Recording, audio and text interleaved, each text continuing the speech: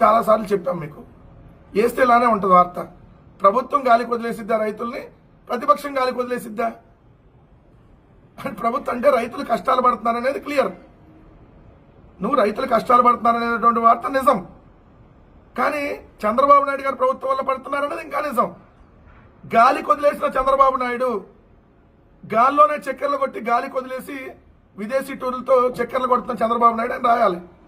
మళ్ళీ కింద చూడండి, దెబ్బతిన్న పంటను పరిశీలిస్తున్న జగన్. పైనేమో రైతుల కష్టాలను గాలికి వదిలేసిన జగన్, కిందేమో దెబ్బతిన్న పంటను పరిశీలిస్తున్న జగన్. చూసుకోబడలా ఏం రాస్తున్నావు? Andhra Pradesh sumo shot, Bengaluru brandy, Kerala malted, good friends అన్నీ ఏమైనా మిక్సింగ్ ఏమైనా పంపించారా ఏంటి? వార్త చూసుకోబడలా? చంద్రబాబు నాయుడు గారి ప్రభుత్వం గాలికి వదిలేసింది అనేది మర్చిపోయి రైతులను గాలికి వదిలేసిన జగన్ అంట రైతుల కష్టాలని ఆడ దొరికిపోయారు.